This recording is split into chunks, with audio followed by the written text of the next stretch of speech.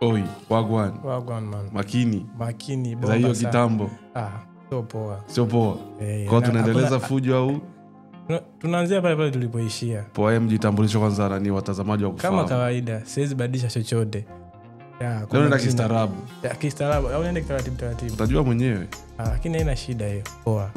Kwa majina naitwa Yubaman. Badman Soldier. Mtunzi wa sheria. Mmiliki wa vioja. Kwenye namba always mimi namba 1. Ila ulikuwa unasema namba 6. Namba 6? Kajita Pogba. Kama kawaida. Kwa sababu si mzee wa mifumo mirefu. Tunabaki pale pale. Sikia, tunabaki pale pale. Tunabaki pale pale. Yule. The road. The road. Haujabadilisha tu. Siwezi badilisha. Hujatafuta maana maana yangu iko hapa. Kuna zingine unaambia ukiwa na maana yako tafuta na extra. Hiyo ya kazi gani? Hizo za kwenu ni baki nazo. Hamna shida. Ila kwa makini maana leo nina vibe leo. Hamna shida, vibe lako mimi nalielewa hilo. Lina urefu wake na ufupi wake. Kwa hiyo mimi najua utafika katikati pumzi itakata. Mdomo kameshaanza mapema kweli yani leo. Ya kwanza sekunde ya kwanza. Ila fresh.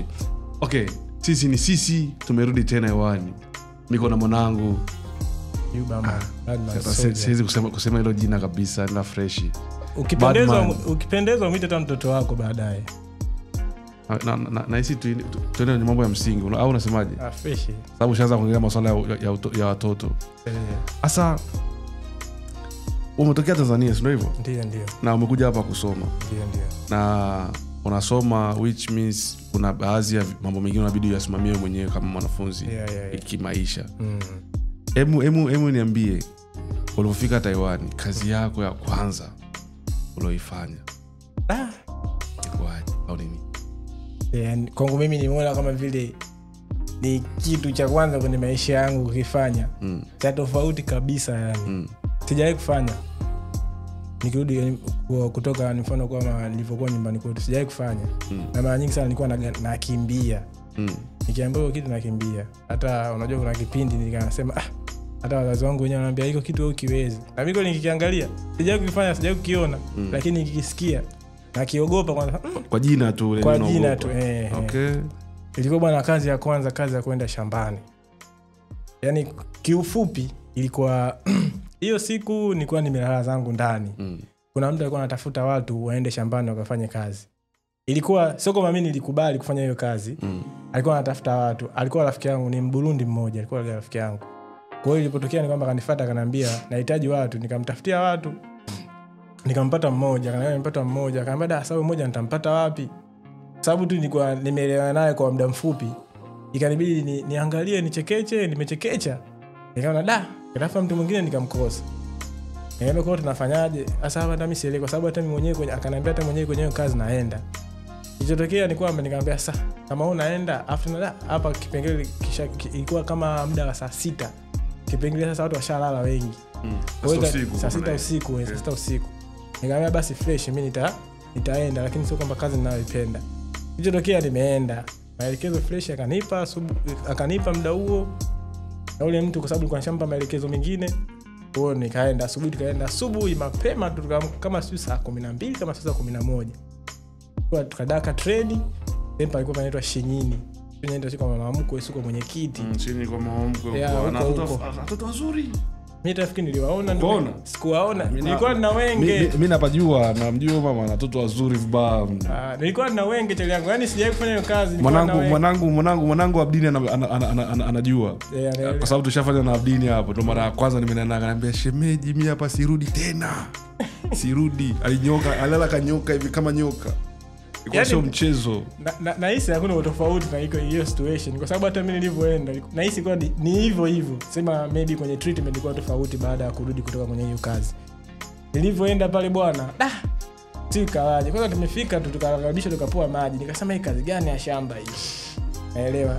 Tulipofika sasa kama kawaida Taiwan wana tabia moja, wanaangalia kila mtu na size yake na nguvu zake. Hapo kwenye size hapo mimi naumiaga kweli. Sasa naenda na sika na limuli langu hili.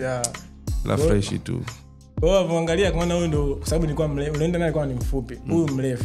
Akasema huyu mrefu anaweza akabeba hivi vitu. Mashine ile. Sasa mimi ilikuwa so machine. Ilikuwa nisikio na kumwaga mbolea.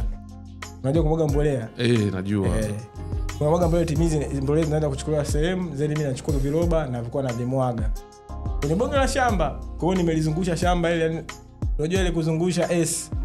Nimezungusha shamba zima, kwa hiyo nilikuwa nainama kuanzia saa 2 mpaka saa 9 na inama. Lakini kilichotokea ni kwamba nilipofanya hiyo kazi mpaka muda wa lunch kama saa 6 hivi, yule mwenzangu ambaye nilienda naye, yeye alikuwa kwenye gari. Wanaenda wanapakia kwenye gari, alafu wanakuja wanaletea mimi na mwaga. Kwa hiyo mimi naye mwaga na inama mwanzo mpaka mwisho. Yaani na inama, kwa hiyo nitakuwa kila shimo au kila eneo nitakuwa nipitisha hiyo mbolea. Tutokea fika saa 7, mzee siku ya kwanza nililala kama lisali 1.5. Nililala lisali 1.5. Mwenye shamba mpaka kaja akatupitia akasema unafanya nini? Tuliambia lisali 1. Taiwan wanathamini sana kazi zao na muda. Na muda Kwa hiyo ilitokea sasa baada ya hapo kaenda. Tukafanya kazi. Sasa kuna mzee ambaye ndo alikuwa anakuja anaondoka. Yaani mzee kabisa anakuja anaondoka. Ananiambia vipi uko sawa? Namwambia niko sawa. Baadaye imefika saa 9 mzee ananiuliza, "Vipi kiuno unajisikiaje kwenye kiuno?" Nikamwambia mzee, kwa Mungu alikuwa mnajua kwamba utajisikia vibaya baadaye, si ndio? Kwa nini sasa maybe mfano ukasema mbona mnapumzika mara, kwa sababu mimi of course napenda nifanye kazi nimalize mapema. Amna, unajua kwa Taiwani wakisema mdauni wa kazi. Wakisema mdauni wa kuchua wanasemaga shoshi. Mdauni shoshi ni shoshi kweli, unapumzika kweli. Kwa hiyo nafikiri hiyo ni experience ya watu wengi. Mimi mwenyewe kazi yangu ya kwanza kabisa ilikuwa ni kilimo na haikuwa sio mbali sana. Nakumbuka nilipofika tumekaa almost 1 year. Amna part time job, amna chochote tunaelewa. Tuna work permit lakini amna kazi. Ndio. Baadaye tukapata connection ya shamba la mpunga liko tu nyuma hapo. Maeneo ya CJCU. Ilikuwa mimi hapa na Uncle Muta na mtumishi Nathan. Tuenda shamba na Alexi tuenda pamoja. Hiyo ndio ilikuwa crew yangu zamani kabisa kwa masuala ya nani ya kazi. Kwa hiyo kwa Taiwani kwa kazi za shambani kama umekuja hapa Taiwani. Ya kwanza utakacho alikuwa nacho shambani kwanza. Ingia shambani kwa siku sasa unaishia kwenye vitu. Kwa hiyo ndio utaratibu wenu. Sasa kwa sababu ulikuwa hamna connection nyingine, kumbuka lugha pia inachangia. Kwa hiyo ukaenda ukasema tunaenda kufanya kazi ofisini. Of course mimi sidhani kama kuna Waafrika ambao wanafanya kazi ofisini. Sasa mbona wanavyochukulia ni kwamba ni kila mtu anaweza kufanya hiyo kazi. Sasa hata kama uwezi tuna shida ya hela. Mimi of course mimi sikuwa na shida ya hela ile siku ya kwanza. Alikosekana mtu na alikuwa rafiki yangu, nilikuwa naongea naye vizuri, ndio maana akasema basi fanya hata mpango. Kerere chako ndo kilikuponza. Yaani ndio kitu ambacho mpaka leo najaribu. Kerere. Kimbelembele mwa Juma. Hiyo kina shida. Kilikupoza. Lakini sasa hivi nimejifunza. Unajua lakini ndo maisha jinsi yalivyo, lazima tujifunze new experiences na kila kitu. Kwa hiyo kama ndo matali yangu. Shambani tumeishi. Oya, sasa emu tuambieni nyie hapo ndugu zetu wa Tanzania, wa Burundi, wa Uganda, wa Kenya. Kazi yako ya kwanza hapa Taiwan ulivyokuja ilikuwa ni ipi? Na experience yako ni kama ya mwanangu Yuba au ya kwangu au ya kwako kidogo? Unajua mazingira yameshatengenezwa tayari, tulishatengeneza zamani. Kwa sasa hivi labda unakuja tu out of nowhere unaingia kwenye teaching, ana tena masuala ya shambani. Hebu niambie kazi yako ya kwanza ilikuwa ni ipi? Tutaangalia kwenye comment hiyo. Kupitia hiyo kazi ambayo maybe tulizozifanya yani au ambazo tulizozipitia, maybe kuna changamoto za hapa na pale, lakini kwenye hizo changamoto siku zote tunatarajia baadhi ya vitu tofauti tofauti. Wewe kwa hiyo kazi yako ya kwanza ambayo ulioifanya, je, mlilipwa kiasi gani? Je, mlilipwa kiasi stahiki ambao maybe mlichotarajia au ni tofauti ambacho wewe ulichotarajia? Au na je ulikatwa maybe, sababu sometimes kuna makato bwana tukiaga. Waga sisi binadamu hatupendi kukatwa, lakini kwao wenyewe hata Taiwan wanathamini sana. Kukatwa mshahara, sijaongea lugha nyingine. Sawa, nimeelewa. Hamna shida, nimekupata. Kwani vita ndugu yangu? Nimekuelewa, wewe turudi kwenye mambo ya msingi. Isiwe vita, sababu mimi mpaka sasa hivi mimi niko Skangaga. Wewe angalia Skangaga, nakumbuka mwanangu nani Mohomi Deusi. Panga niko Skangaga. Fresh, turudi mambo ya msingi kwanza. Kwa hiyo sasa wewe kiasi chako cha kwanza au mshahara wako wa kwanza ulikuwa kiasi gani na ulijifili vipi ulipokabidhiwa hiyo pesa? Naweza nikasema kwangu mimi nilifurahi. Ni hela ambayo kwa sasa hivi ukinilipa nitakataa, kwa sababu kwa kazi ilikuwa ni kubwa sana. Shamba ilikuwa ni ya mpunga. Kwa hiyo wanangu Yuba, Nathan na Alexi wanakumbuka tulivyoteseka. Kuna nini tunavuna mpunga bila kukosea. Oya, mbona umenitaja hapo? Alexi, umenitaja Yuba. Muta, nimesema Muta. Anko Muta. Sasa nikutaja wakati ulikuwa bado uko Tanzania. Chali yangu jiangalie, usiniingize kwenye vitu vyako vya ajabu. Sikuingizi. So hivyo sasa. Kwani tunaongelea nini? Tunaongelea kuhusu hiyo mshahara. Niko huko, wewe kirele chako kimekuleta kwenye maongezi yako. Kwa nini umenitaja sasa? Nimesema Muta. Chali yangu wewe, tutaangalia. Nimesema Muta, Anko Muta. Hapo Anko Muta. Kweli aisee, dunia ada ulimwengu shujaa. Kama mimi sijui Yuba nani, au nataka nikuite Muba. Utaniita mimi Muba? Kwa nini ubora umeitwa Muba kwenye comment umekaa hivi? Nani? Isemi. Haya, bora kwa sababu endelea kunyamaza hivyo kwa sababu ukiongea utazusha mengine hapa. Nitishie, unataka nikujibu swali au usikujibu? Mimi kila nikuangalia, yani mbona kila nikuangalia na heshima tu hizo ndevu zako. Ungekuwa kipala, sasa hivi ningekuwa naongea vitu vingine. Achali yangu, sio unauliza swali la msingi, unaaje niongee? Haya, ongea, hamna shida. Kuna cha kuchukua hapa ambao wanakuja Taiwan kesho kutwa. Wajue kwa maisha yalivyo. Unajua, okay, tunarudi kwenye swala la msingi. Mimi mshahara ambao nilipokea, of course sio mshahara kwa sababu ilikuwa ni kazi ya siku moja, kwa unapoa kesho hapo kumaliza kazi. Haikuwa kwa sasa hivi sio pesa ambayo naweza nikasema kwamba nikapoa nikarizika. Lakini at that time ilikuwa ni pesa nzuri. Kwa sababu kwa wanangu tunajiita wenyewe 180, wanajua kujaga tulikuwa nani wa Tanzania. 180. Maisha tulikuwa unaona 180 yani 180 kwamba ni sisi ni kitu kimoja afu tuko 8. Mbona namba ndogo sana hiyo? Kuongea toto 2000 ni kazi hivi jenzi hivi. 180 si ndo namba tulikuja tuko 8. Ngoja ndo mjite 180. Sasa tunataka tujite nini? Sasa unaanza ugomvi na wakongwe. Ndo unajita wakongwe wajita 180. Kwa nini singejita 45 48? Sasa utajide 45 wakati mko strong wamezekane mka 180. Siku zote ngoja nikuambie maana ya hili jina. Maana sio unaropoka tu. 180 maana yake sisi ni wamoja japo tuko watu 8. Kwa ni roza watu 8 lakini tuna umoja. Kwa maana ile moja imesimama kama umoja. Ushaona? Ile 8 inamaanisha sisi wapo tuko wangapi? Tulikuwa tuko 8. Na kipindi hicho nakumbuka tulikuwa ndo kila kitu. Tunatoka pamoja, tunaweza tukakaa uwanjani tukapiga story. Kama Westlife.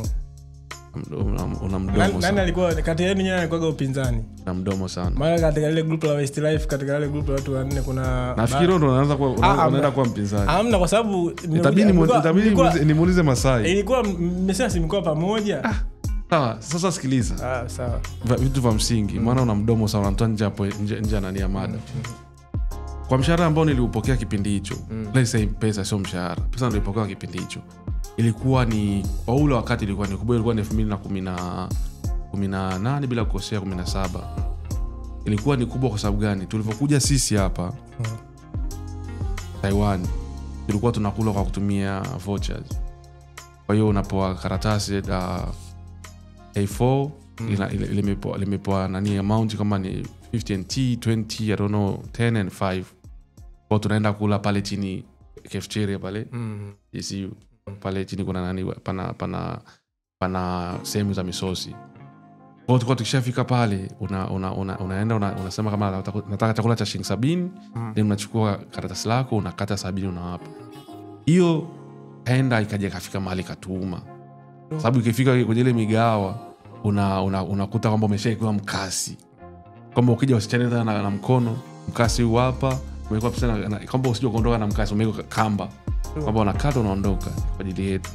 Enda hivyo mwisho siku tukaanzisha nani mgomo bana, sio kula tu. Mimi ni mwanaume au na dada zangu pia na kike wanaendaga kwenye nani, wanasafiriki kila mwezi, ushaelewa? Wanahitaji wanunue keti. sisi hapa tunahitaji pia tunukie vizuri, tuvae vizuri, hata nibalishe nani nguo ya ndani. Sasa kama unanipa tu ili karatasi stoboy wakatupeleka sasa karuhusiwa kuingia mpaka 7 bado tukaanzisha ugomvi, nataka tupeleke 7 ile pale pale, yani tumesha tu kwani tunakula pale ni Dom 4, yani imeonyesha ugomvi 7 na no tumesha na nani na department kwamba hatutaki tena karatasi, tutaka hela. Sababu tukitaka kwenda nje at least tule chakula cha nje. So baadaye kwanza alikuwa maisha yenu walikuwa mnaigizia, mlikuwa mnakula vyakula vya nje. Basi tufanye hivi, hela ambayo nilipokea kwa kipindi kile ili stahili, kwa sababu ilinipa heshima fulani, sawa. Waliti yangu ilikuwa inachekelea, lakini sasa hivi ningeikataa. Kwanza sio ningeikataa, ningeanzisha ugomvi, sababu wewe ukanifanyisha kazi ya punda alafu unanipa mshahara na nini. Tunanielewa? Nakuelewa. Kwa hiyo hapa ili swali nataka nileke moja kwa moja kwa mwanangu damu yangu Abdini shemeji, maana nakumbuka ile siku alifurahi vibaya mno siku ya kwanza kupeleka kwa mama mkwe shambani. Shemeji, vipi kwa mshahara ule ambao uliupata pale kwa mama mkwe siku ya kwanza tunaenda wote shambani, unahisi sasa hivi kwa experience ulio nayo hapa Taiwan, ukipewa ile hela na kazi ambayo ulifanyishwa, unahisi utakubali au lazima unajua tena uzingwe kidogo? Lakini pia ni sasa na wengine kama una experience kama ya kwetu, mimi na mwanangu nakuita Yuba. Tusema tu. Sawa, bad man hapa. Ikupendeza sema hata mtoto wako ukimpa hamna shida. Kama zinafanana basi unaweza ukaingia kwenye comment hapo alafu kupa chochote kitu, ukweli wa mambo. Sawa. Kama ndo nafuata uongo. Wewe ndo nafuata, wewe ndio mdomo kako. Wewe ndio soja. Lakini usharikubali. Siwezi kukupa umevaa kacha, siwezi tumevaa umevaa samahani, tuendelee. Ulianza vizuri kweli. No, ulianza vizuri kweli yani. Tuendelee. Wewe hivi unataka nani tena? Yuba, Badman. Ushasema Yuba, naondoka na Yuba. Sema Badman, yani short hilo Yuba chana sema Badman. Okay, kwa mfano Taiwani na Tanzania, sio hivyo? Tanzania tuna wadada wa mandazi. Tuna kama wale wakina nini anaitwa yule dada Mungu wangu, Biriani sijui.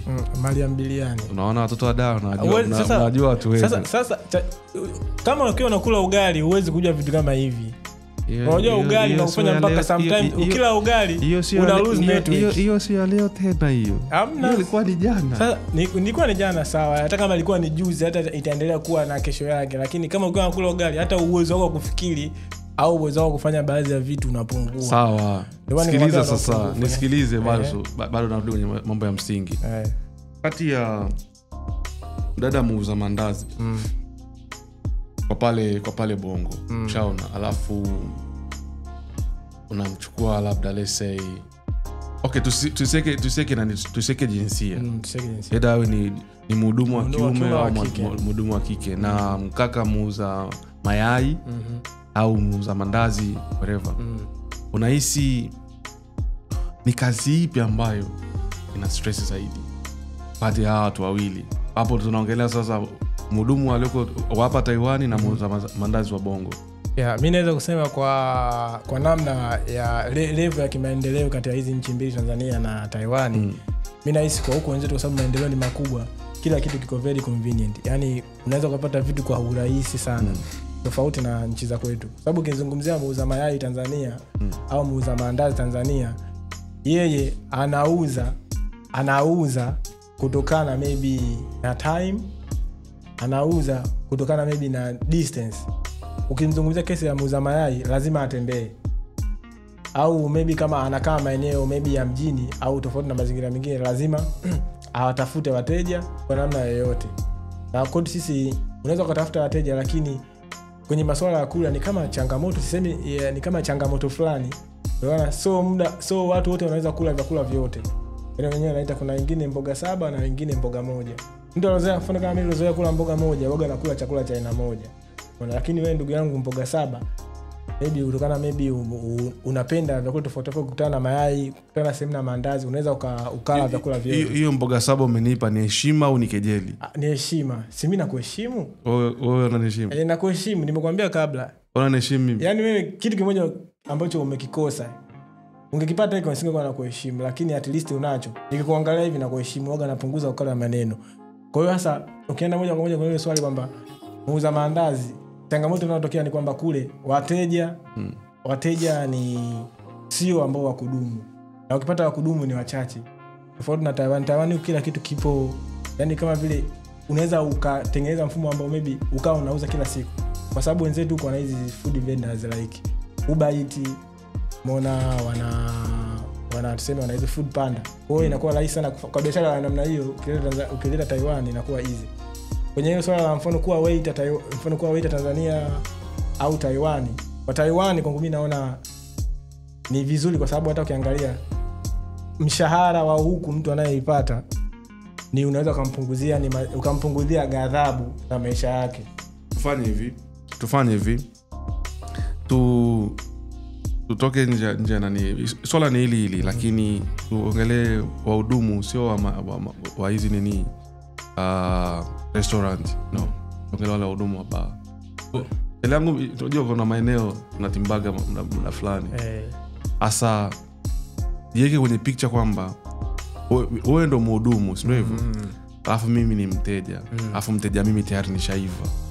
Niko huko. Alafu unaniambia hivi sikuelewi. Na force nahitaji kitu fulani.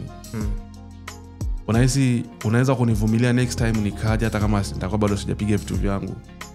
Unaweza kama mshikaji au unasema au jamaa anazengua au mtu mwingine. Kwa sababu mpaka unakaa pale lazima utakuwa na binafsi, lazima utakuwa kwa mimi ninavyofahamu lazima utakuwa unaambiwa changamoto za watu wanaokuja eneo husika. Lazima utaeleza kama sio na owner na mmiliki, unaweza kuambiwa na washirika wenzako au wafanyakazi wenzako. Kwa kuna watu wanakuja na situation hizi. Wewe ukiona changamoto hii maybe muhusishe mtu fulani, mwambie mtu fulani, au ukiona uelewi unaweza ukatumia na wengine, maybe ukaita hata polisi. Kwa sababu kuna wengine wanaita mpaka polisi mzee. Ukiona umezidi sana au maybe umeweka kwenye changamoto ambayo mtu anashinda kutoka, anaenda polisi. Na ukweli yani huko polisi ni rahisi sana kuwapata. Kwa maana hiyo unataka kuniambia kwamba kuwa mhudumu Taiwan ni stress zaidi kuliko muuza mandazi wa Bongo? Unajua lakini hela Taiwan ni kubwa. Hela Taiwan ni kubwa lakini usiongee kwa nguvu. Watu wasio kujua tuna hela, wakaja kaanza kutusumbua baadaye kuja kutukopa. Danganya. Jamani mimi sina hela. Labda huyu ndo ana hela. Huyu ana hela huyu. Ani sasa nimeongea nini na wewe umeongea nini? Nimekwambia tusiongee kwa nguvu. Wewe ndio tena kunisingizia mimi nina hela. Nimesahau. Sometimes amna unajua ni nilipokuwa naongea nilikuwa naangalia mbele. Nakumbuka mjomba wangu aliniambia ukubwa wa jalala. Sasa hivi namuelewa. Vumilia tu. Vumilia. Sasa hivi naelewa. Ukubwa wa jalala napenda naika chini. Kwa hiyo kama uko Taiwan unajishughulisha na issue za kufanya kazi kwenye hizi nini wanaita kwa Kiswahili Mungu wangu. Migahawa. Utakuwa unajua tunaongelea nini, lakini pia kama uko Tanzania na unajihusisha na kuuza mandazi au issue yoyote ile ambayo inakufanya muda wote unakuwa uko busy unachakarika. Hebu tuambie stress level ambao unakuwa unapitia. Nasema ni mkanganyiko sio nini wa mawazo. Msongo wa mawazo sio. Ni kiasi gani? Inategemea na kazi unaofanya, mazingira uliko nayo, wateja unaodili nao au amount ya hela ambayo unaipata kwa wakati fulani. Sababu vitu vingi vinachangia. Tunafanyaga vitu kwa mfano Taiwan mimi nafanya kazi muda mwingine napokuwa nahitaji hela sichagui. Unajua sichagui, ndio maana nasema ukubwa jalala. Hapo naenda, naipiga na nachukua hela yangu naeka mfukoni. Na maisha mengine yanaendelea. Kwa maana usimsikilize jamaa sina hela mimi. Na kwangu tena natosha mambo yangu binafsi. Basi. Okay. Kwa najua na experience kubwa sana hapa Taiwan. Nimefanya vitu vingi. Kama nilivyosema kwamba una miaka mingi sana hapa Taiwan. Na mingi inaanzia kuanzia 2 na kuendelea huko. Na hata umri wenyewe umeenda sana. Najua ni mzee, si ndio? Hata unaongea na mzee Chiko hapo lakini masala kutaja umri wangu kae kimwi. Mzee Chiko. Mzee Chiko. Chiko. Mzee Chiko. Chatangu mbona kila kitu unachokiongea kwako yani majina unayojipa utakuwa mpinzani. Majina unayonipa yananistaajabisha. Mimi siwezi kuwa upinzani. Mimi ni Yanga. Siwezi kuwa upinzani hata siku moja. Kwa hiyo kwa kazi, mfano kwa kazi ambazo umezifanya Taiwan, kazi ipi ambayo maybe umeshawahi kufanya ambayo inahusisha masuala ya usafi? Umeona? Na ulifanya kweli ukasema inaifanya kwa moyo wangu wote, hii kazi nikiifanya maybe inaweza kanisaidia au ikanitoa kwenye level moja ya kimaisha kunipeleka level nyingine ya kimaisha, au kwa kweli ilikuwa kama vile umefanya ukasema basi tunifanye ili maisha yaende? Yes, nishafanya issue za usafi Taiwan sana, yani sana. Hadi divyo. Yangu. Umedeki vyo cheli yangu? Cheli yangu. Wewe sio hustler, wewe enda naongea nini? Kipindi hicho ulikuwa na ndevu ulikuwa huna. Unajua tulivyokuja. Nijibu swali langu, kipindi hicho umekuja na ndevu ulikuwa huna. Sema tu picha zako ninazo. Unajua tulivyokuja Taiwan. Picha zako ninazo. Sawa, nilikuwa sina ndevu. Sawa, ndio maana. Unyamaze sasa. Hapo mna shida. Kwa sababu nakumbuka Nathan alikuwa na ndevu. Nathan? Morris alikuwa na ndevu. Morris alikuwa na ndevu. Alikuwa hana? Anazo. Anazo. Sasa sikiliza, sisi tulivyokuja, watu wa kwanza kabisa kuja CJCU. Maisha yakuwa kama unavyoona sasa hivi. Nyie sasa hivi mnakuja leo, kesho mmeingia kufanya kazi. Tulikuja as I said, tulikaa mwaka mzima. Hatuna mishe. Unaenda una renew work permit, inaisha, unajiingiza hata 10. Nakumbuka kwa Debbie. Sasa hivi tunapiga picha kwa Debbie. Sasa kwa Debbie sisi tumeanza, mimi na Nathan tumeanza kukipindia na ikaa kwenye tempo. Niko hapa karibu na polisi. Sisi tulikuwa tunaenda pale tunafanya usafi ofisi yao. Sisi tunadeki mpaka vyo fresh. Sababu unanilipa, bali sifanye. Nakumbuka kwamba hatuna connection, tumefika. Tuna connections na tunahitaji hela. Na mimi kama ninavyosema, siwezi nikasumbua nyumbani wanitumie hela. Lazima nipambane mwenyewe kati ya uwezo wangu na kisha natoboa mambo yangu yaenda vizuri. Kwa hiyo usafi nimesafisha. Wewe ulikuwa unajipinda kabisa. Kipindi unafanya usafi, hamna tu bana pita. Nilikuwa nasafisha kwa sababu ni ofisi, ni ndani. Ofisi ndani. Nimeulizwa swali. Kwa bosi au ndani yani? Ni ofisi na wafanyakazi wengi. Nikizani kwa bosi. Sababu bosi mwenyewe si Debbie, anaitwa kwanza Pendo, ni mdada. Ni mdada. Sasa siwezi kusema ni mkubwa kwa sababu of course ni mkubwa, lakini kwa pale ni mkubwa yeye, lakini ana bosi wake ambaye mkubwa. Sijai kufanya kazi kwa ule mtu wewe. Kwanza jamaa mwenyewe si mkubwa wala nini. Sasa sikia, nikapiga pale. Hiyo ni ya kwanza. Ya pili, kuna dada mmoja anaitwa, alikuwa anafanya kazi pia IPSD zamani. Wanachukua kama jengo, waenda kufanya marekebisho, alafu wanahitaji watu kusafi. Nimeifanya hiyo. Nimeifanya sana hiyo. Nimeifanya na nani? Nilikuwa niko na mwenzangu. Na mwenzako? Nani na mwenzako? Tuko wawili. Mko wawili. Na ni Tanzania pia. Tanzania. Yuko Taipei. Unajua ushaje kufunga mdomo.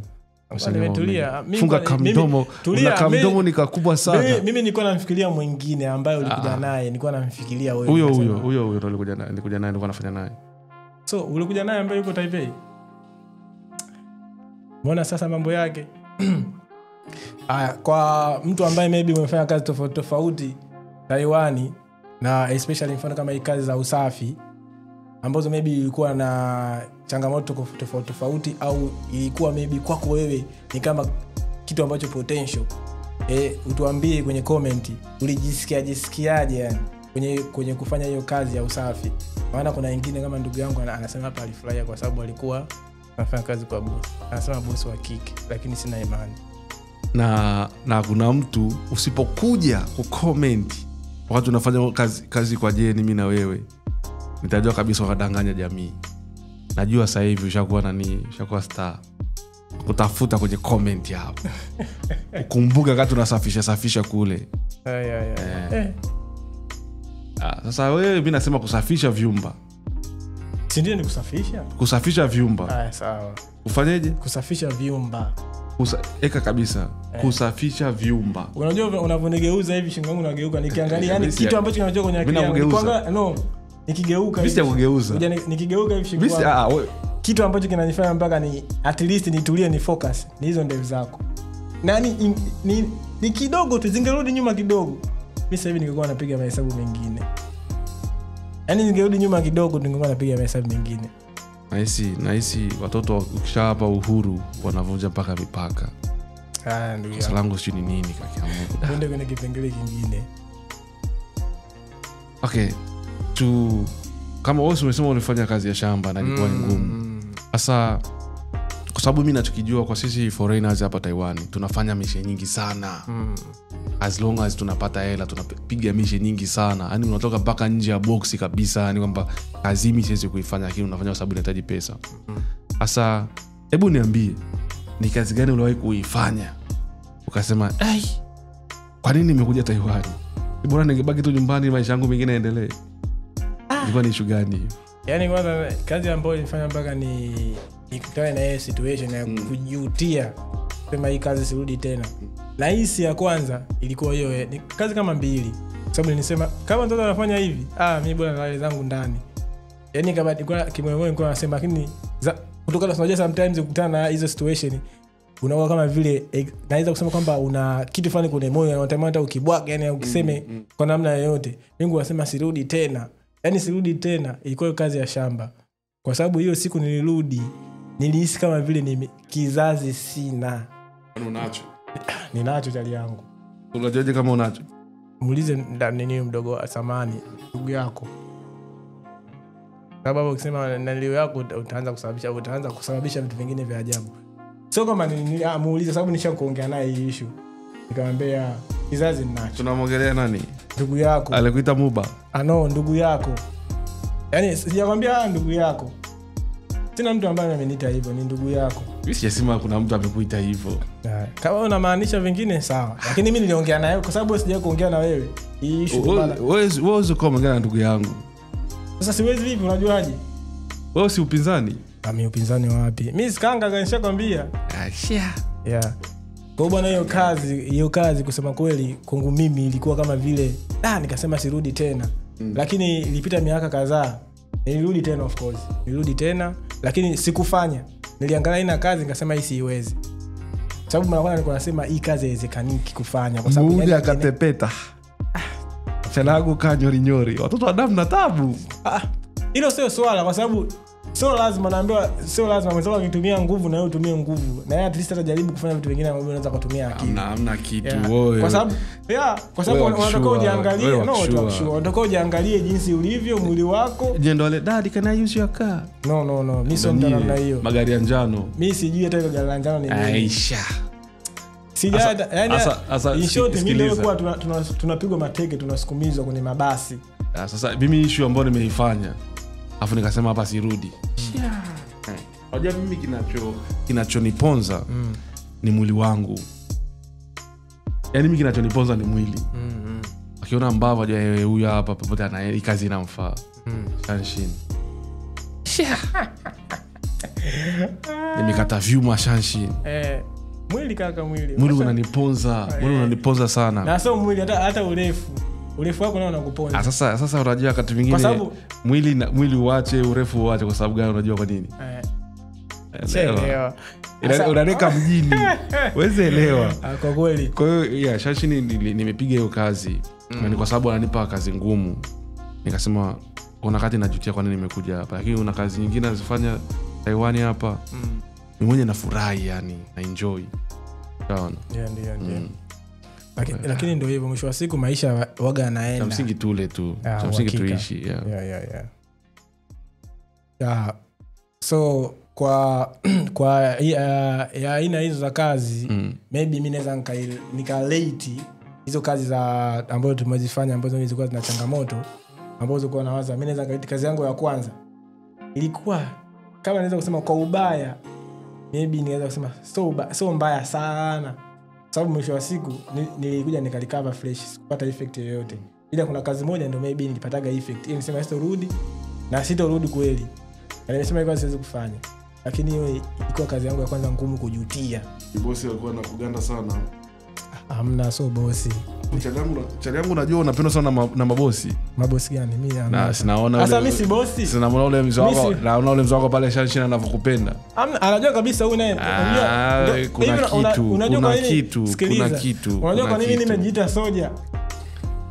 Huwezi kujiita msoja afu sio kamanda afu sio kiongozi. Kuna kitu nitafuatilia nijue. Hamna, ule wazee siku zote wanaangalia mtu ambaye huyu ni kamanda.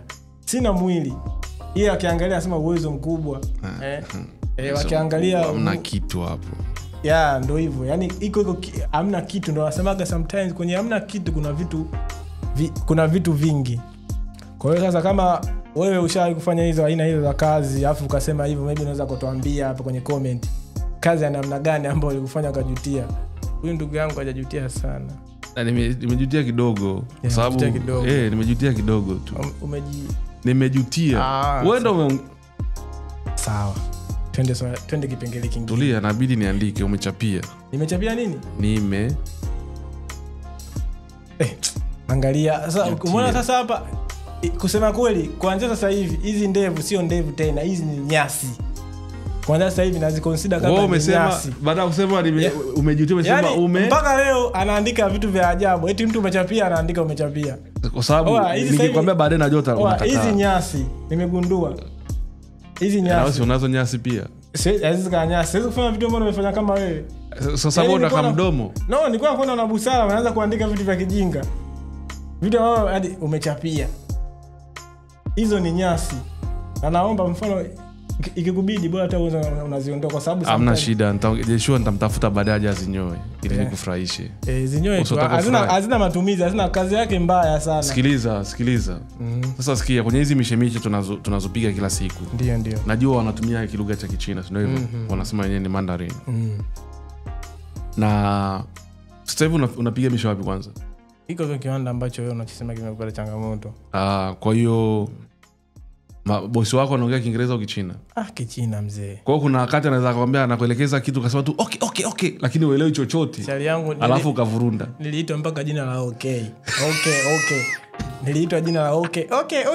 Sasa kwa nini jenerali Roger na Batman? Sasa hilo jina la okay itokea tu hiyo, yani eneo langu tulikuwa nafanya kazi wote walistaajabu. Kwa sababu ilikuwa ni the same situation kwamba nilijibu okay. Kumbe sikuelewa. Ndio wakaja kuniambia baadaye, kumbe kuelewa. Wote walicheka. Yaani nilifanya kitendo, sikutokea kukifanya. Nikakifanya nimekosea. Sasa nikaambia kwa vile umekosea acha. Mbona kwa vile umekosea acha. Sasa mimi kutokana na ile changamoto ya lugha sikuelewa. Yaani sikuelewa hiyo lugha kwa wakati huo. Akaniambia acha, then nifanya kitu kingine after rudi baadaye kufanya hiyo kazi. Sasa mimi ile kuniambia acha, ukazengele zinaendelea itimizi kwa anahitaji watu wengine. Mimi nilipofanya vile, yule kiongozi akapiga makelele. Kiwanda kizima kikaniangalia mimi. Wakaanza kualisha, huyu mimi nimwambia, yani naongea naye hapa amefanya kitu amekosea. Nimwambia acha, kauli tena akafanya tena vile. Watu wakasema alisemaje? Okay. Wewe ni kilaza. Sio kilaza. Unashindwa kujiongeza. No lugha tu mzee. Wewe ni kilaza. Sasa kilichotokea nilishaenda. Wewe ni kilaza. Hamna uwezo wangu kufikiria mkubwa sana. Unajua kitendo cha kufanya watu wengi. Wewe na ule nani? Kasongo mna shida gani? Mna tofauti gani? Kasongo. Kasongo ana baba. Kasongo bwana yeye, usitoe Kasongo sasa. Unamjua Matwele? Siviji Twele nani? Matwele. Ndio wewe Kasongo sio Kasongo, wewe ni Matwele, unajua Matwele. Wewe ni Kasongo.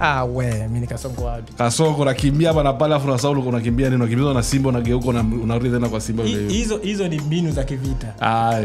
Kasongo. Siku zote mwanajeshi bwana yeye. Siku zote ukiwa badman au soldier wanachokwambia ni kwamba ukiwa badman au soldier kuna badman hapo. Wanachokwambia ukienda mbele angalia na nyuma kama maadui, nyuma mbele angalia kama maadui wanakuja. Otherwise mwe watu kama wawili. Kwa hiyo mnakuwa mnalindana mbele, pembeni, kushoto na kulia. Kama na wewe una kama na wewe endelea. Alafu unajua hawa watu wengine kama na wewe hawa watu wengine ambao namiliki, mimi namiliki sheria, yeye anamiliki nyasi. Sasa ukimwangalia mtu kama huyu anamiliki nyasi kwenye maisha yake, alafu anataka nini sasa? Anamiliki nyasi. Unamiliki nyasi? Jamaica naenda. So Jamaica unamiliki nyasi. Jamaica hapo una kitu unachomiliki ni nini? Ni nyasi kwenye mwili wako. Namiliki maisha yangu. No, unamiliki nyasi, yani short kitu ambacho una authority nacho unaweza kukipangia ni hizo nyasi ambazo uko nazo chini ya kidevu. Kwa hiyo sasa vitu kama hivyo unatakiwa sometimes viondoe, kwa sababu sometimes unasema nyasi wenyewe sema nyasi zake mbuzi. Kwa mbuzi. unamiliki vitu ambavyo anatakiwa anavyo mbuzi. Unataka unaandika ona sasa. I say niseme sasa hivi akili ni nywele. Mbuzi. Si bora unyoe kipara tu sasa mzee. Mr. Mbuzi, turudi kwenye kipara tu. Kwa sababu nilizani Mr. Mbuzi, twende. Mr. Mbuzi twende. Yeah, amna. Mr. Mbuzi twende. Lakini Mr. Mbuzi twende. Nilikuwa nadhani ni ndevu, kumbe mpaka nywele. Nyoa nywele tu hizo. Nyoa nywele. Yaani kama walikuwa wanakuambia wakukaribisha kwenye group la Marastafari, nyoa nywele tu hizo. Nyoa nywele kijana. Taroja vile nimekuinspire huko ndani kusokota trend. Umeinspire kwa vitu unavyofanya sasa hivi. Siwezi kukubali kama umeniinspire. Yaani nikiweka hata mbele ya kadamnasi mbele ya umma. Kadamnasi. Unasema kadamnasi. Eti kadamnasi. Ni vijana. Mimi nikamwambia jamani, kijana ukitoka nje ya Dar es Salaam unakuwa ni wahovyo. Sasa angalia kijana wangu hapa. Sio anafanya nini? Kadamnasi ndio hivyo. Nyoa nywele tu hizo mzee. Mpaka sasa hivi kashachapia 3. Nyoa nywele hizo. Kwa sababu hizo nywele kimsingi. Sikia, kama na wewe una wakati kama Wayuba. Mwenye anajiita Badman. Soja. Kama ndafu kiongozi. Sasa mimi sijui huko uongozi anamuongoza nani na akili hii matope. Sikia, kama naona wakati kama Wayuba wakuwa kierere. Lakini naamini watazamaji wetu sio vierere, ni Yuba tu. Kwa hiyo kama na wewe pia ulipitia wakati kama Wayuba, anaambiwa kitu kwa Kichina anakimbia tu okay. Alafu hajui kaongea nini. Alafu sasa mara moja tu. Kwani unafikiri hata kama ikeni mara nyingi utasema? Hamna shida kama mara nyingi, lakini mara moja hiyo ndio ilikuwa kwangu changamoto. Na ilikuwa hivyo direct okay. Ile unajua tulikuwa nilikuwa naongea na nani ndugu nani wapenzi watazamaji. Wapenzi wako watazamaji. Wapenzi wangu watazamaji. Mnampenda huyu? Una hakika kama anakupenda? Of course. Wanakupenda ile hizo nyasi. Mimi napendwa chali. Wanakupenda ile hizo nyasi hapo. Ndo wanataka mjini. Na hiyo miti ilikuwa kichwani hiyo. Amechongoma sijui. Kama na wewe ulipitia kati kama huyu nani huyu mshamba wa tauni. Hebu tuambie. Ili kosti sehemu ya kazi uliyokuwa unafanya au ili kuingiza kwenye matatizo kiasi gani? Kwa sababu huyu hajasema ukweli. Najua amedanganya. Amedanganya nini? Hujasema ukweli kwamba ulipitia ugumu kiasi gani au ulikosti kiwanda kiasi gani. Cha kwanza. Kwa hiyo nyamaza, funga mdomo, bado naongea na ndugu zangu hapa. Kwa hiyo hebu tuambie ilikosti kiasi gani? Ilikuwa ni pesa ilikosti, muda au bosi alikugombeza au ilikuwaje? Sababu hawajui kwamba sisi hatueleki China. Wanaamini kwamba China tunakijua. Ila tunakisikia. Lakini sasa unapokuwa kazini, Kichina kile ni tofauti na majumbani kwa sababu wanaongea haraka. Kwa hiyo sasa unakuja unasikiliza mwisho kabisa unasema tu okay. Kama mwanangu Yuba hapo umeenda. Najua siku zote unaambiwa mtu asipoongea hiyo situation au kwamba asipoongea experience yake kwenye situation ambazo za lugha Taiwan, jua kwamba amepitia vitu vingi sana. Naamini ndugu yangu mimi bora mara moja. Nahisi zaidi ya mara moja. Kwa hiyo hapo kipindi mnaandika comment, at least muangalie na wiki jana nahisi aliteseka sana. Twende kwenye kipengele kingine. Kwa ukiangalia kazi za Taiwan na Tanzania, kwa jinsi ulivyozifanya toka umekuja hapa mpaka sasa hivi, ni kazi gani? Angalia hapa kupiga ni wapi? Una hakika na mkono wako huo? Ni kazi gani? Tunachana masuala ya upinzani. Ni kazi gani ambao unaweza ambao uliweza, yani au ambao maybe unahisi kwamba ilikuwa kwako wewe ni rahisi? Unaona? Maybe kusikiliza muziki au maybe kuongea na watu. Kipindi unasoma. Hivi sasa hivi unasoma kweli? Hivi naishi. Kweli unaishi. Unaishi au unaishia chalia? Kutokana na umri wangu nafikiri sasa hivi naishia. Kwa hiyo sasa kupitia hizo kazi ni ulikuwa kwa namna gani ulikuwa unazifanya kwa mtindo kwamba ukiongea na mtu ailete effect au ukipiga au ukiwa unasikiliza muziki hakuna changamoto? Na je, ni hipi ambayo maybe ulikuwa unafanya kama vile gogo yani sio kama vile robot, yani wewe ni mchaka yani hamna kupumzika. Okay. Kwa sababu nimepiga shughuli tofauti kwa Taiwan, kilimo, nimefanya loading na Nigeria, na of course loading na Nigeria ilikuwa ina muziki vibe. Ina muziki? Wanapiga muziki na speaker kubwa. Yani unaweza kuwa unafanya kazi unachoka, lakini vitu vilivyopo kwenye yale mazingira, ukiacha kwamba kuna wengine ambao wanakuwa wanahitaji zaidi ya vile unavyotaka wewe kufanya kazi, kwamba kuna ambao wengine sio friendly, sio marafiki wazuri, lakini mandhari ya kazi, vitu vilivyoko, kama kuna mwanangu alishafanya loading hapa anaelewa naongelea nini, vitu vilivyoko loading za Nigeria. Salute. Kilimo pia ambacho nilikifanya mimi zamani nikiwa na washikaji zangu. Hivi ngoja mfano kwenye unazungumza umefanya ukiwa Taiwan peke yake au ushakufanya ukiwa Tanzania? Ameshapiga kilimo mpaka Tanzania. Umepiga kilimo? Kitunguu. Siamini. Kwa jinsi ninavyokuona. Sikiliza. Kwa jinsi na tabia zako jinsi zilivyo na the way hapo mambo unayofanya. Kuna sehemu inaitwa Kikuletwa. Kikuletwa iko huko chemka, ilipochemka. Mimi uniamini? Wewe. Sikiliza. Hii namuomba chali yangu aje anani atie sahihi kwamba ni ukweli. Dismas. Chali yangu. Yeye ni shahidi. Kuna mwanangu mwingine nilikuwa napiga naye anaitwa Shirima. Kwenye shamba la vitunguu. Wewe. Wewe alikuwa nafasi gani? Sio kutoa nyasi. Maana akili zako mzee sasa hivi ni nyasi tupu. Meku, hebu njoo hapo kwenye comment alafu mwambie jamaa mimi ni mgumu kiasi gani napokuja kwenye masuala ya kupambana. Kwa sababu siwezi kubishana na watoto wa daa mimi. Siwezi kabisa, wana midomo sana. Sasa kama ulikuwa unalima nyasi na maisha yako nyasi, akili zako zina nyasi. Kwa nini sasa watu tusiseme? Kwa nini tusiseme? Una nyasi mwingi. Endelea kuongea au unaropoka? Endelea, mwambie nani Dismas au Cosmas? Unaona sasa nasema Dismas au Cosmas. Andika basi na hiyo. Hiyo sio jina. Hiyo si Cosmas ni jina la mtu pia, kwa hiyo. Sasa okay, kwa mimi kazi ambazo naweza nikazifanya nikiwa na enjoy, aidha nasikiliza muziki. Ni kwa mfano kazi ya kiwandani. Kazi ya kiwandani ni kazi ambayo nahitaji muziki. Kwa sababu kama nilivyosema, mimi wananiweka kwenye sehemu ambazo ni ngumu kwa sababu wanaamini nina nguvu. Which nina nguvu kweli, sikatai. Lakini sasa kwa muda ambao unafanya kazi from Monday to Friday, sipaswi kuwa kwenye hiyo sehemu kila siku. Na niko pale nakata vyuma vile kwa wakati huo. Kwa hiyo nahitaji muziki na unaruhusiwa kuwa na nina headphones zako masikioni vizuri sababu ya kelele za mashine na kila kitu. Lakini nyingine ninayofanya sasa hivi kwenye ofisi moja iko Taipei, ile sihitaji muziki muda ambao nafanya kazi kwa sababu niko na watoto. Nidhani hata nakuimbia muziki. Niko na watoto. Wale watoto ni muziki tosha. Tosha.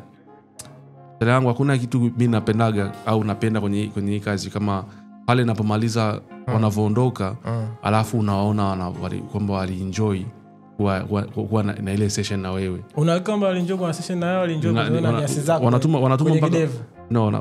mpaka barua. Wanatuma mpaka barua.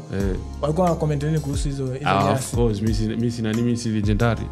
Hizo nyasi zilizokuwa nazo kwenye kidevu wanazipenda. Of course wanazipenda kwa sababu sio Wataiwani wengi hawana ndevu. Wewe unaona nyasi lakini wao wanaona hii ni fahari. Fahari gani hizo? Hazina siku zote hazina hata ile busara yani imepunguza busara katika kichwa chako. Na nafikiri kingine pia kwa Tanzania panda mlima Kilimanjaro. Natamani nirudi tena kwa sababu sasa hivi nikirudi na muziki. Nilipanda kama gogo sasa hapo nilikuwa kama robot hapo. Chali yangu. Hapo nilienda kama robot hamna muziki barabarani. Nipite ile njia ile motion ni mzee. Oya, wanangu kwenye maisha piga chochote. Ila kama unaona kabisa hapa hapafai, usife. Toka tafuta kitu kingine. Kwa hiyo swali kwa ndugu zangu na watutizama wakati huu, unahisi kufanya kazi ukiwa unasikiliza muziki kama ni kazi ambayo let's say unafanya kazi kwenye factory au unafanya misho yote, lakini sio kazi ambayo inabidi wewe unabadilishana maongezi na mfanyakazi mwenzako. Nahisi kuwepo na muziki inakusaidia wewe kuona ile kazi ni rahisi zaidi, au still ule muziki unahisi kama nimechoka sitaki kusikia chochote. Kama unahisi kuwa na starehe wakati unafanya kazi ni kitu cha msingi au ni kinafaa zaidi, kinakupendeza, hebu tuambie. Najua kuna wanangu kibao najua wanapenda sana kusikiliza muziki unapofanya kazi. Siwataji sasa hivi, ila nitataja masuala yanayokuja huko mbeleni. Sasa hivi jana nimsikilize mwanangu Ada hapa anasemaje. Mimi mwenyewe kipengele cha kusema kusikiliza muziki, kwanza mimi nikiwa kazini au nikiwa sehemu kusikiliza muziki, au maybe sometimes kusikiliza muziki, kusikiliza singeli na taarabu.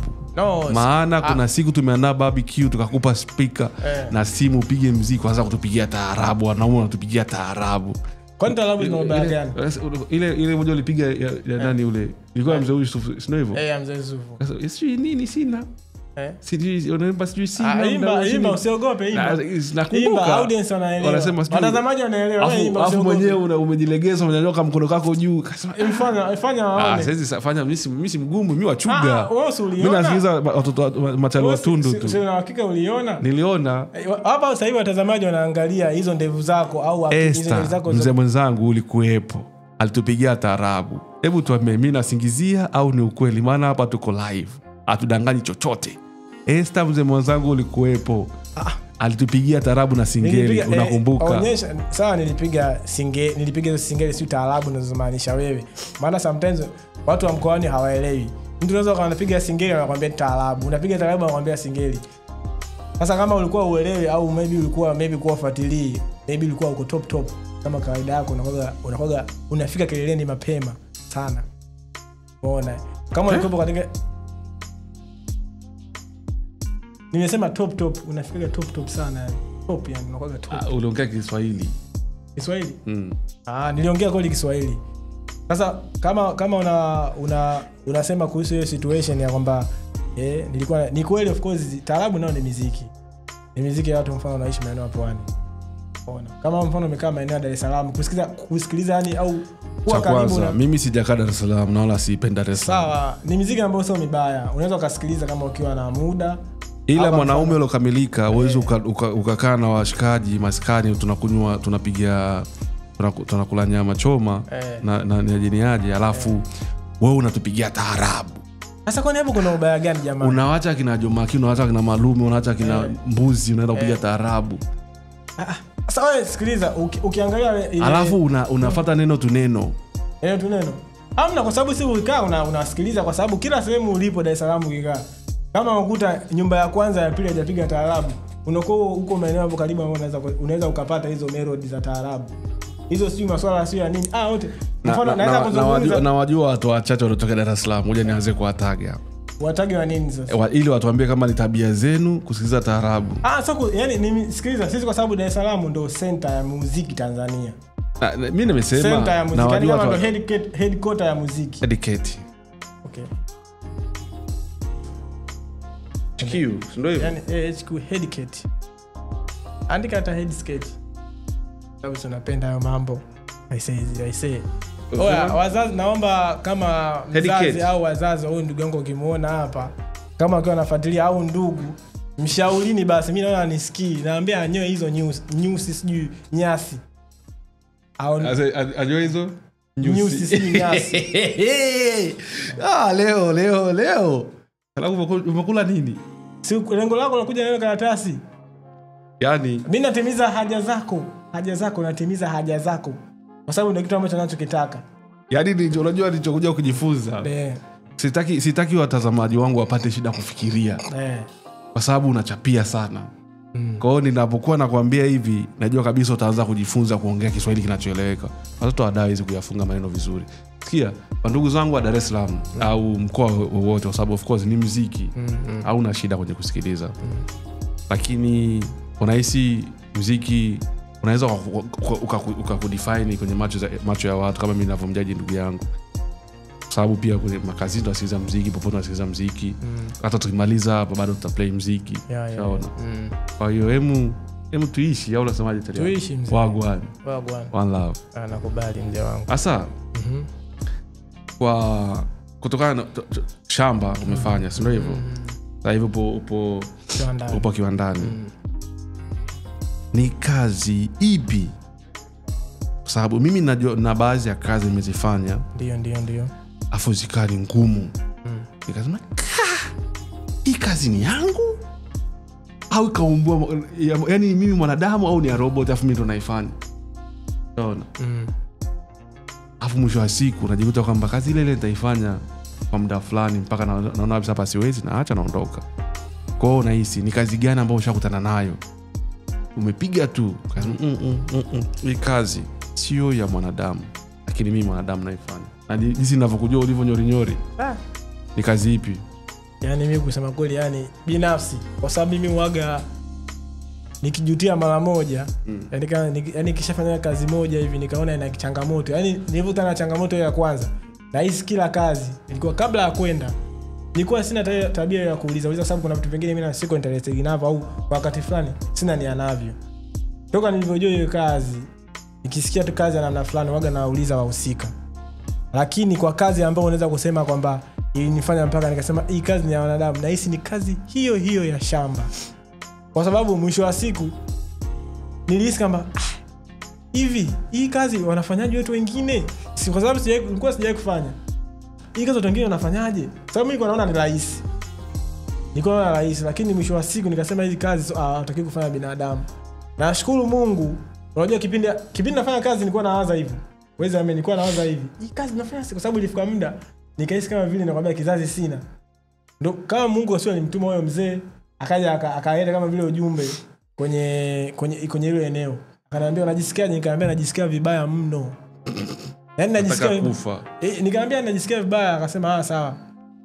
Kumbe sasa ndio maana nikasema ni kweli ilikuwa sio kazi ya binadamu, kwa sababu hiyo kazi ilikuwa mashine inaweza kufanya, lakini sikujua kipindi kama mashine ilikuwa nzima au mbovu, au mwenyewe wanategea maybe wanalinda au wanazuia matumizi, maybe sijajua kama ya mafuta au ilikuwa na changamoto. Lakini ile kazi ndio ilinifanya nikafikiria, jamani, hiki kilimo, wanaofanya kazi za kilimo wapewe nafasi, tuheshimiwe. Ni kazi ambayo mimi naweza kusema kwamba ni kazi ambayo inaumiza, umeona, na ina changamoto kubwa sana inapokuja ile swala la awali la kuhusu kutayarisha shamba na kufanya vitu vingine. Sasa hapo kwa kilimo hichi cha Taiwan, umefanya kazi ya kilimo huku, malipo yake of course malipo yake, kwa sababu ilikuwa siku ya kwanza. Unajua mimi sikutarajia chochote. Yaani nilienda kufanya hiyo kazi kwa sababu ya pesa. Nilifanya hiyo kazi kuziba nafasi na kwa sababu ya kumheshimu yule rafiki yangu. Basi. Unajua watu ni waongo. Nini? Unaposema sikufanya kwa sababu ya pesa alafu ulikuwa una njaa, unadanganya. Liza. Ilikuwa mwanzoni mzee. Nyendo wale. Of course. Tulishawapanga mapema. Tunakutana na mazingira gani? Kwa hiyo mlikuja mmejiandaa. Hata tulikuwa na watu hapo kidogo tuko na upande mmoja. Sasa kazi hiyo ya shamba ya Taiwan unapoa bongo unafanya? Bongo sifanyi. Wakishua. Bongo sifanyi. Kwa sababu mpaka sasa hivi nisha invest akili yangu kwenye kufanya vitu tofauti. Hiyo kazi na itakuwa sio ya mwisho, lakini ya mwisho wa pili kwenye vitu ambavyo nimeviweka kwenye maisha yangu. Kwa kazi ambazo maybe ninaweza nikazifanya, inaweza kawa ya mwisho wa pili, lakini waga nazipa priority kazi ambazo mimi nahisi nina uwezo navyo na nina uwezo nikahandle. Lakini kuna hizo kazi ambazo maybe naweza kusema kazi ya kulima sio kutumia nguvu sana, lakini inahitaji nguvu sana na akili nyingi sana. Kwa mimi mfano kutumia hiyo vitu kwa wakati mmoja inakuwa changamoto binafsi. Kuna muda mwili unakataa, akili inakubali, naambia fanya hivi. Hasa ile ninavyoruhusu akili kufanya kazi, mwili baadaye inakuja kusikilizia baadaye kwamba mbona kama kwa akili kunaambia mbona kwa kawaida, lakini baadaye naanza kusikia maumivu makali. Kwa hiyo ndio maana nikasema ni hizo kazi ambazo maybe za kutumia nguvu sana kama shambani. Mimi labda wanipe tu zile mashine, kulani mashine, lakini sio kufanya kwa mikono au kutumia nguvu nyingi sana kwenye hiyo kitu. Kwa hiyo mimi naweza kusema kwamba hiyo kazi kwangu mimi kwa Tanzania haiwezekani. Labda kwenye nyinyi wengine. Ila ninaweza nikawepo party lakini sio kufanya kama ile kazi ambayo nilifanya mara kwanza kabisa. Uzuri sasa hivi utaongea utakavyoongea. Lakini wanasemaga mtoto kwa mama akui. Ukirudi nyumbani ukikutana na shamba, na familia unaenda unalima, unapalilia, unapotesha, unafanya kila kitu. Nimefanya sana kazi shambani wa mariziki. Hata mimi in short mfano kama ikitokea da hamna mashamba, usidanganye. Da hamna mashamba. Da hakuna mashamba.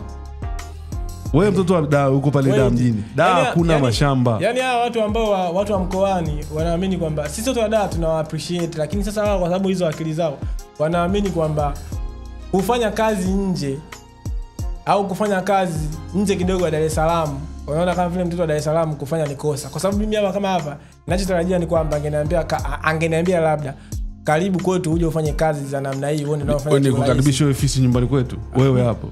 Mimi sina ofisi. Wewe nikukaribishe kwetu. Mimi sina. Yaani mimi sikiliza, urafiki wa mimi na wewe unaishia Taiwan. Na wewe mimi na damu. Wewe na nani? Kuna taarabu moja hiyo. Nasikia mimi na wewe dam. Ile taarabu kupe? Ni taarabu, niondoka taarabu Bongo Flava hiyo. Naibaje? Mimi na wewe dam. Uweze elewa. Kwa sababu nasikiza taarabu. Uweze elewa. Kwa sababu tu akili zako zilivyo na hizo ndevu na hizo nyasi unazomiliki zinakuzuzua, zinakuchanganya. Huu ni unyanyasaji na huu aishi akiruhusiwi kunitukana. Na kutukana wapi? Ndevu lazita nyasi. Ni nyasi hizo kwa sababu umekosa busara, umekosa maneno mazuri ya kuongea, umekosa vitu vya msingi vya kuandika. Unaandika vitu vya kijinga. Yaani hivyo unatakiwa wafanye mtoto wa secondary, sijui primary huko, sijui vidudu. Unajua wanasema ukizeeka unarudi kuwa mtoto. Ndio naelekea huko sasa. Unarudi kuwa mtoto. Basi hiyo hamna shida. Kwa hiyo usinijaji. Kumbuka unaongea na nani? Kupasua. Twende kwenye kipengele kingine. Sasa subiri. Tuna watu bidi na watu wasikilize. Kuna watu wanafuatilia vizuri. Kuna sasa hebu tuambie ndugu zanguni. Ni issue gani? Mchakato gani umeshakutana nao namaanisha kazi? Alafu ikawa ngumu kasema mimi hapa siwezi. Hapa ni pagumu sana. Hii kazi sio kwangu. Achana na kupiga picha, maana kupiga picha sio kazi ngumu. Maana kuna mwanangu mmoja anaitwa Coco Master. Anapiga picha, afa Coco. Endelee.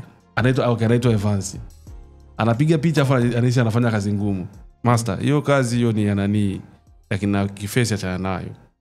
Tuende kwenye kazi za msingi. Unahisi ni nini? Ilikuwa ngumu na ukatoboa, mwisho wa siku ulifanya kwa sababu ya njaa au ulifanya kwa sababu una familia inabidi support? Au ulifanya tu kama mwanangu anajisingizia kwamba mimi sikuwa na shida na hela, nilienda tu kukava nafasi, sikutaka gap lionekane. Wewe ndanganya mimi mtu mzima. Kwamba ulienda tu kirere chako kwa sababu ya kukava nafasi ya mtu. Mimi aliniomba kwa sababu ndio nilimtafutia mtu wa kwanza. Baadaye akakosekana. Unajua kwani alikuomba? Si alikuwa nawe Nandi. Hawezi kuona mtu kama aliona skanga, kwa nini asingekufuata wewe? Mimi namjua hata nani? Unamjua? Wewe umekuja hapa kwani mimi siko karibu na kumbuka kwamba tulivyokuja hapa. Sipo karibu, najua sawa, lakini sipo karibu na watu wengi kama unavyofikiria. Wewe huyo mtu anakujua, mimi alonifuata anakujua wewe vizuri sana. Alishinda kukufuata wewe. Labda wakati huo nilikuwa niko chai. Ulikuwa chai au uko chai? Tena ulikuwa umerudi. Wewe umetoka internship umerudi. Sema kipindi hicho ulikuwa tayari. Nimerudi internship wapi? Mauji nini? Yaani ulikuwa mtu fulani hivi yani.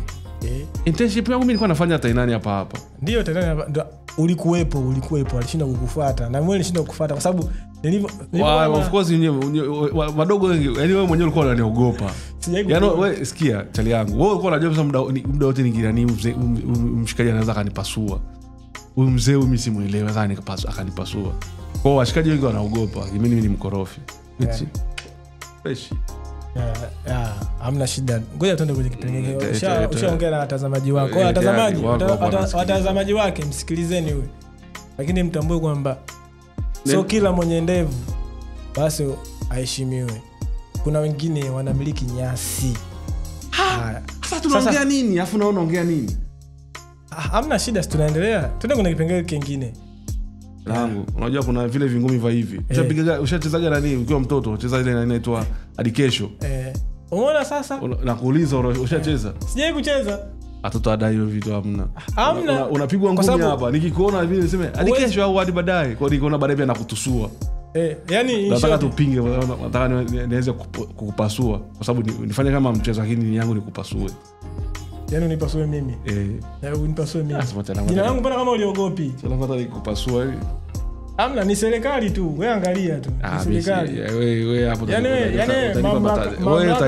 utalipa matatizo wewe kwenye ulimwengu nimesawa sasa mama Kizimkazi na hapo ipo yani mamlaka ulikuwa nayo wewe na mamlaka tulikuwa nayo sisi nikipelekwa mbele ya sheria itakuhukumu tena mimi naweza kanihukumu maybe nikafungwa maisha wewe kifo ndugu yangu unafikiri kwa nini mwili unalipoza au mwili huu ila fresh unaweka mjini unaweka mjini unavaa shanga umeona kwa hiyo sasa ukiangalia hizi kazi tulizofanya au maeneo ambayo tofauti ambayo tumefanya kazi kuna kazi gani ambayo maybe ulio mdomo mbona mdomo gani sasa fresh endelea katika hizi kazi ambazo ulizozifanya yani zote kama ukiwa mwanafunzi au silent source unaishi mwenyewe inaweza kuishi mwenyewe uishi mwenyewe yani sijamaanisha huko umeona kwa hiyo hizo kazi ambazo umezifanya kazi gani yani kazi gani inayokufanya maybe yani ujiulize maswali yani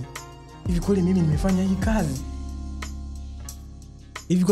hii kazi yani maybe mfano siku maybe umeamka saa 11 au saa 10 usiku umeenda kazini umefanya kazi mpaka saa 11 yani ukasema mimi ningekuwa na uwezo fulani au ningekuwa na na elimu fulani ningekuwa maybe familia yangu ingekuwa na hela kiasi gani mimi hii kazi yani ingekuwa nisingefanya yani naona kabisa hii kazi kwangu mimi yani hapana inakufanya mpaka ujiulize maswali ili kufanya ujiulize maswali tofauti ulivyoenda kuifanya ni kazi nimeshafanya kazi za namna hiyo ni nyingi sababu kama nilivyosema hapo mwanzoni sisi tulipofika hapa hakuna mtu ambaye alituandalia nini njia ya kupita unaona kwa hiyo ilikuwa ni sisi wenyewe tunatoka barabarani tunaanza kujichimbia njia wapi nipige hatua wapi niende wapi nifanye hivi wapi nifanye vile kwa hiyo nimepiga issue nyingi sana loading kilimo viwandani fanya kazi kwa mbwa sijui sema ambapo sijafanya bununu unaweza kusema ni restaurant restaurant nimeshafanya mishe lakini kazi ambayo niliwahi kuifanya na nikasema hapana hii siwezi ni too much ilikuwa ni kilimo which mimi napenda kilimo kwa sababu naamini kilimo kina hela nzuri na wakati naifanya hiyo kazi sikuwa na tu kwa sababu ya pesa ilikuwa ni namba 1 namba 2 ilikuwa ni kupata experience kwa ajili ya kilimo cha Taiwan nikikomea na kilimo cha Tanzania lakini kuna siku nilikuwa unajua kilimo kingi nimekifanya Taiwan nilikuwa na washikaji zangu mmoja amerudi sasa hivi huko kwao Alex na Rena na Nathan nilikuwa ni crew yetu tulipelekwa siku moja kwenye shamba bosi wake Nathan mpendo mwenyewe yuko hapo kwa Rena tuchukua tukaenda sijui ni Kaohsiung sijui ni Pingtung sijui ni wapi hata sikumbuki Mungu wangu chale yangu lisafiri tulikata nyasi hiyo siku wako hapa tulikata nyasi si kukata na hizo chale yangu naongelea shamba hata hizo nazo nyasi ukizikata itapendeza sana Mwenyezi Mungu kwani unanipa marafiki ambao wana akili kama ya huyu at least nipi watu ambao wanajielewa una namna sema ndio hivyo nimeshachagua ndo mwanangu peace and love sasa fresh basi sasa baridi kwa sasa tukaenda kule tulikata nyasi mashine unavaa mashine ile afu unakata nayo nyasi ulipiga kazi kwa sababu tulilala huko tukapiga kazi kesho yake tukaamka tukapiga kazi katakiwa tunataka tumalize muda fulani wakaforce tuendelee mwanangu mmoja huyo umeona hivi tumishi akaona hapa mimi siwezi akatupa mashine chini tupa mashine chini asema msifanye tena kazi muda wa kazi umeisha kwa niondoke Nathan akasha msimamo mimi na Alexa hiyo mapema chalangu unakata nyasi uko kwenye kilima unaona unakaa hivi alafu unakata kama vile unatumia mashine gani nishaelewa yani yangu haikuwa kazi rahisi hiyo ndo kazi ngumu niliwahi kufanya Taiwan at that time I was like no haya sio maisha yani mateso lakini ni kujitafuta. Kwa hiyo sisemi kwamba najutia, ila nachosema ni kwamba at least kwa wanaokuja au waliopo sasa hivi wamekuta mazingira yameshaandaliwa, lakini kipindi hicho ni kwamba unatafuta pesa, maisha yako yaendelee, utaki kusumbua familia. Au kwa kuwaza maybe kwa sababu ya hiyo kazi uliyoifanya ukawaza maybe sasa jamani, mbona maisha magumu, mbona kuna wenzetu upinzani wanaishi vizuri, kwa nini sio upinzani? Mimi siwezi kabisa kuwa upinzani. Kama majuto alikuwa makubwa. Majuto kwangu sio mjukuu. Majuto sio mjukuu, ni nani? Baba mkwe. Majuto kwangu mimi ni nani? Ni baba mkwe. Mimi siwezi kuwa upinzani kwa sababu moja. Sababu moja kubwa. Hiyo sababu ni kubwa sana. Hakuna wakati nahisi au napenda kama kumuona mtoto wa mama mkwe ana furaha. Safi sana. Hakuna wakati naupenda kama huo ana furaha. Na hakuna wakati naupenda pia zaidi kama tukiwa na marafiki zetu kutanne huku na huku na huko kwa wawili tu. Hakuna wakati naupenda kama huo. Kwa hiyo mimi huwezi kuniambia na upinzani. Hiyo itakayotokea. Si waishi maisha yao, naishi maisha yangu. Kwa kama unataka kuwa upinzani, unaona hisi ndio mteremko, nenda au upinzani. Hakuna shida. Of course kweli ukiangalia upinzani, chali yangu wanatoa wapi hela? Sijaona mpinzani maskini. Hiyo ndio changamoto. Unajua kuna muda wanatoa wapi hela? Kuna vitu vingine kwanza ni kama vile ni kama watu wanaigiza, ila ni uhalisia. Kwa nchi za wenzetu masuala ya upinzani huku ni masuala essential sana, yani hela upinzani. Na tujue wanapata wapi na kazi gani wanafanya haswa. Unajua mpaka sometimes unajiuliza, wanasema sasa hawa viumbe wataka kwenye group la gani, lakini kwa wenzetu imekuwa kawaida. Kwa watazamaji unaweza ukasema au ukacomment kuhusu vitu gani katika maisha yako ulivyofanya au kazi gani uliyofanya pindi maybe unafanya hizo issues za harakati za kimaisha, kufanya kujiuliza maswali tofauti ambayo mpaka leo unasema kama ningekuwa ndo mimi au ndo yani ingekuwa kama ndo swala ambalo mimi natakiwa nifanye, nisingelifanya hii kazi au hii swala kwa wakati huo. Tunawaachia nyinyi, twende kipindi kingine ndugu yangu. Sasa sikiliza. Baba Chiko, mama Chiko. Mzee Chiko. Unaona kabisa mimi ni mwanaume. Alafu nasema mama Chiko. Hamna, si majina tu. Kama mfano mimi najiita Badman. Kwani mimi ni Badman, yani Badman kama Badman. Unafikiri jina zila reflect mtu uliopo? No, jina sometimes wenyewe wanasema kwamba ukijiita mtu fulani kama vile linaakisi kwamba huyu mtu ni mtu hatari, lakini kuwa mtu hatari inaweza kaa kwa lengo nyingine. Wewe ni mtu hatari. Mimi nakujua. Mimi ni mwaka ngapi tumekuwa washikaji? Mimi sio mtu hatari ndugu. Ni mwaka ngapi nao tumekuwa washikaji? Mimi peace and love. Ni mwaka ngapi nao tumekuwa washikaji? Sio miezi 6. Miezi 6. Kwa nini watu wakiwa nipate mimi nakutafuta wewe?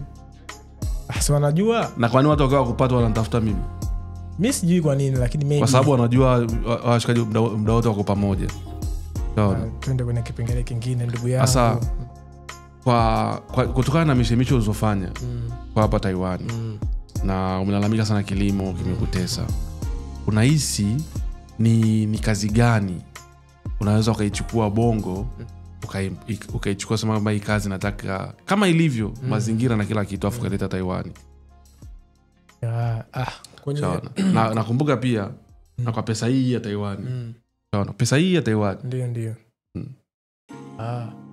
Kwangu mimi hapa kazi ambayo mimi nahisi unaweza ukaitoa Tanzania maybe ukaleta hapa Taiwan, au maybe sijajua kama umezungumza kwa upande wa Taiwan kuipeleka Tanzania, lakini kwa kazi ya Tanzania kuileta huku maybe kwangu mimi hapa, kwa sababu mimi sio mpenzi sana wa vyakula, ni mpenzi wa mavazi, lakini kwa mavazi Taiwan wamejitosheleza. Ulete mavazi Taiwan hapa, labda ulete za African culture, nguo za Kiafrika hapo utauza, lakini na pia yenyewe utauza kwa nani, kwa nadra sana. Kwa nadra sana. Hamna, inahitaji nguvu nyingi sana kuambia watu hizo nguo fulani nguvu nyingi sana inahitaji. Lakini kitu ambacho mimi waga nakizingatia sana, vitu ambavyo unaweza ukavitoa Tanzania ukaleta Taiwan mara nyingi, kwa sababu hii nchi nilichogundua ni kwamba ni karibia watu wote wanapenda sana kula. kula ni kitu ambacho kwa wao ni kama vile yani kula sio kula kipaumbele sana vyakula umesikia na mimi sometimes nasemaga sio kula yani wakisimama sehemu yote wanataka kula. Ukiamka asubuhi mtu kaona kanunua kitu kidogo ikala hichi kanunua kala. Kwa mimi kwa biashara au kitu ambacho mimi naweza kukitoa Tanzania ambacho kwa pesa hii iliyopo mimi naamini naweza nikameki au nikatengeneza maybe faida kubwa nikapata kidogo at least kitu ambacho ninachokihitaji. Maybe biashara kama walivyoongea kwa sababu nimeangalia nikasema kuna biashara ya vitumbua ambao huku sijawahi kuiona, vitumbua vya kwetu vile. Huku sijawahi kuiona. Wana vitumbua vyao hivyo. Sijui ni vitumbua sio. Sahau vitumbua, chapati. Yangu.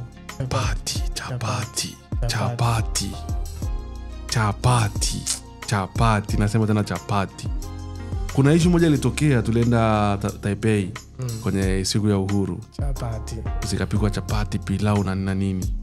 Bwana wakaficha chapati. Chazuchu. Kwa sababu tuliama hii roho inonoma mpaka na kesho. Yoyote kama unajua ulichukua zile chapati, kumbuka mimi hapa riziki. Naumia mpaka na kesho. Yangu chapati tu. Chapati. Unaumia. Tele yangu chapati. Ilifika mpaka wapi kwa umeumia mpaka wapi? Hapa. Yangu afu bora kufanya hivyo. Jamani ndio nimegundua sasa hivi. Sio makosa yake. Sio makosa yake kabisa. Kwa hiyo hata akisema baadhi ya vitu mkao muelewi au mkiona anavi kama vile anavi wewe nakupasua. Wewe swala kunipasua nipasue. Nishakwambia hamna shida. Mimi nipo hapa najua nimeshakwambia. Yaani jina langu tu nilijua tu ipo siku utakuja utajichanganya. Nimekwambia kabisa sheria hapa imelala. Kwa hiyo unachotaka kukifanya wewe kifanye. Nimeshakwambia hivi nakwambia mimi ni mtunzi wa sheria. Ijapokuwa kwenye vitabu sijaandikwa. Kwenye hizo sheria sijaandikwa lakini ndio yani kwa maana kwamba unachokifanya una mdomo sana. Unachokifanya mimi naelewa. Una mdomo sana. Unachokifanya mimi naelewa. Sasa sikia. Turudi kwa kwa ndugu zetu. Maana ndo wanatoka mjini. Kwa wale mloko Taiwan kwa sasa hivi au waloko Tanzania kama pia una idea. Unahisi ni issue gani ambayo unaweza kuichukua Tanzania ukaileta Taiwan? Ikimaanisha kazi. Alafu malipo akani haya ya Taiwan. Lakini kwa kazi na mazingira kama ya Tanzania. Lakini leo nilikuwa na huyu mwanangu ambaye anakamdomo. Alafu unajua siku zote ukiwa na mdomo unachapia. Na mimi leo nikasema kwa sababu anachapia sana hoja nije na nani na karatasi na kalamu. Najua ataanza kuropoka kama kaida yake na akiropoka atachapia tena nitaandika tena. Kwa sababu unakosa vitu vya msingi vya kuandika. Kachapia vitu kama vinne. Sasa vinawasaidia nimejutia alafu kasema nimefanyaje? Vinawasaidia nini watazamaji? Sasa wajue kwamba Kiswahili chao ni kibovu. Hamna, hiki ni Kiswahili mchanganyiko. Hiki kuna Kimakonde ndani. Sawa misambuzi. Kuna Kimakonde ndani humu. Kuna Kisukuma, kuna Kichaga. Sasa chali yangu tatizo kamdomo. Kamdomo kako kamekuponza leo. Sasa kamdomo kangu kana shida gani? Sikiliza. Sasa shida ndio hii hapa sasa. Shida iko wapi? Unajua leo nimekuja na kalamu na karatasi kwa sababu yako. Najua kwa sababu bado wewe ni mdudu. Mimi ni mdudu ndio. Sasa wewe ukiwa mdudu, in short mdudu ni kama vidudu. Sawa. Vidudu timinza hata uwezo wako. Sawa Juma Lokole. Hamna shida. Unajua kwa Juma Lokole hamna shida. Ni ile level ambayo Kwa nani nimesema? Wewe kumbuka usawalaji? Ona sasa. Ukiwa na akili za kidudu, umesema kwa Juma Lokole sio shida. Ukiwa na akili za kidudu, vitu vingine unaona kama ni vya kawaida, ni vya hovyo sana. Kuna vijana hawa. Kwa Juma Lokole. Jamani, kufanya nini? Waambie umesikia. Kwa Juma Lokole sio shida. Wanataka kufanya nini? Sawa upinzani. Wewe upinzani. Eti wewe upinzani. Unafikiri mimi nitakusupport na hizo akili zako? Na hizo nyasi zako nazo. Kamdomo kako kamekuponza. Kama niponza nini? Umeongea maneno ambayo hata sielewi. Ila kwa sababu mimi niko hapa. Siko obvious hapa, niko makini. Unachokielewa ni kimoja tu. Sikiliza, ndugu watazamaji. Unataka kuambia nini? Nataka niwaambie mchapio wako. Wewe ni chali yangu. Unajua watazamaji wamekusikia sana ndugu watazamaji. Jamani ndugu watazamaji. Nyinyi hamjachoka kusikia ndugu watazamaji. Na umeredio hicho sasa shida iko. Umesema hicho tu. Hamna, wameshachoka sasa hivi. Washachoka. Wewe unaletea habari zako hizo za nini? Unataka kuambia nini? Mimi nimekwambia nimetumia lugha tofauti. Anaanza kukimbia ukweli. Sikiliza. Cha kwanza ina michapio yako minne. Cha kwanza kabisa. Komraz. Aishakum Somatus. Ndio hivyo. Alishakum Somatus. Sasa umeona niulize tena mimi afu mimi ananiambia mimi nimechapia sana. Usikuulize ila nasema. Mimi nakuelewa kwa sababu unajua wewe Kiswahili unakijua Kiswahili cha aina moja cha kwenu. Mimi ninachokwambia hapa nachanganya lugha tofauti. Unakuta nilivyoongea ni zaidi ninavyoongea na Makonde au zaidi ninavyoongea na Msukuma. Unajua sometimes ukiongea na watu utakao utumie ile tone yao. Hivi ulisema kadamnasu unasemaje? Kama mdasi. Kama mdasi hiyo umesema wewe. Ndio umesema, si nimeandika hapa. Alafu kasema headquarter HQ ukasemaje? Edikata uongo. Alafu kuna hii moja inaitwa mbuzi. Umemkosa sana Lunya. Mbuzi ukasema nini? Nyasi nimesema. Umesema mbuzi ukasema mbiuvi. Amna wewe ndio umesema hivyo. Umesema nimeandika. Kuna hii moja hii nashindwa hata kuisema. Kama mlisikia mimi nilisema hayo maneno. Nashindwa kuisema. Kama mlisikia nilisema hayo maneno. Nashindwa kuisema kwa sababu ya nini? Wanani? Ndugu zangu wanaotufuatilia. Lakini ndugu zako haoni kama ni shida. Wameshajua kabisa mimi ni mtu ambaye ulishindwa kusema nimejutia. Naongea lugha tofauti. Ulishindwa kusema nimejutia. Ukaongea ukasema mimi hapa mimi sema malizia. Wewe umejitia, yani wewe hapo ndo ulisema hivyo. Mimi nilitaka useme nimejutia lakini unasema mimi nilikuuliza kwa sababu kuna muda unakuwa unachanganya lugha. Sababu mimi sijafanya chochote. Sikiliza, mimi sio kama wewe naandika kwa sababu unaelewa. Unajua Kiswahili cha aina moja. Unaelewa Kiswahili cha aina moja. Hamna akili hapo. Unaelewa Kiswahili. Hii imejaa matope. Hii akili yangu isoma tope. Akili yangu mimi ina vitu tofauti. Hamna kitu hapo. Ina Kichina. Ina Kimasai. Kichina cha Okay. Wewe changu unajua Kichaga, unajua Kimasai? Yaani kuna changu hatuna Wamasai wa nani? Hamna, sijamwambia ninajua sio kuongea lugha yao ila naweza nikaongea tone according na nyinyi mnavyosema. Kwa sababu gani? Wachaga ra na l wanashindwa, ile l na r wanashindwa kutofautisha. Sasa wewe sio kweli. Ni kweli hiyo. Sio kweli. Wewe unashindwa. Kwamba wewe ni Mchaga, jana umesema bara. Baada ya kusema bara. Ni kwa sababu niko na wewe. Ndio maana nikasema bara ili unieleze zaidi. Nimesisitiza bara. Ningekwambia bara usingeelewa. Kwa sababu siku tukiangalia unamjua MC Bara. Afu mimi nishinda kusema bara. Niko na wewe ndio maana nasema mimi najua lugha tofauti. Kwa hiyo ninavyoongea na wewe tofauti nitakavyoongea na Msukuma, tofauti nitakavyoongea na Makonde, tofauti nitakavyoongea na Mnyamwezi, tofauti na nitakavyoongea maybe na Mnyaturu au na Mlangi. Kwa hiyo kijana, kwa hiyo wewe nani nikuita mdudu. Maana nahisi nikuita mzee au una uzee. Sababu hizo nyasi leo umezitia aibu. Umekupelekea leo kawafanya vitu vya ajabu, vitu ambavyo wanafanya watoto wa nasari, watoto wa vidudu huko. Mimi ni mzee, kwa hiyo nimegeuka sasa hivi nimekuwa mtoto fresh. Sababu ukishazeeka unarudi kuwa mtoto. Hamna shida hiyo. Mimi nataka nikuweke kwenye mstari. Niweke kwenye mstari. Unapokuwa umechapia, kubali umechapia. Nimechapia kwa lugha gani? Kiswahili. Wewe unajua Kiswahili? Nakijua Kiswahili ndio. Kiswahili ni nini? Si lugha. Ni lugha gani? Ya Kiswahili. Sasa ngoja ndugu watazamaji. Ni lugha ambayo imeletwa. Sikiliza, Kiswahili nimemwambia ni nini, ameshindwa kujibu, amesema ni lugha. Mimi nimemwambia Kiswahili ni mchanganyiko wa lugha tofauti. Nani ambaye ajui kuna Kibantu huko ndani? Kuna hadi Kichaga, ndio kuna Kichaga, kuna Kimakonde huko ndani, kuna kila lugha huko ndani. Mimi ninavyoongea sio nachapia. Mimi ninachanganya lugha. Sasa wewe unataka useme eti kuchapia. Ndugu watazamaji, kama mnaona mimi nilikuwa nachapia. Sasa hivi anawaiba eti ndugu watazamaji. Sasa tumekuja wewe unalalamika sasa hivi tena. No, kwa sababu unaomba unachokitaka kukifanya au ambacho ulichokifanya. Kwa nini unaomba msaada? Kimekushusha samani. Sasa hivi ni kuangalia na nyasi. Afu kuna kipindi kuna muda ulisema chapati, nikakuangalia hivi nikageuka nikahisi kama nipo na Zuchu.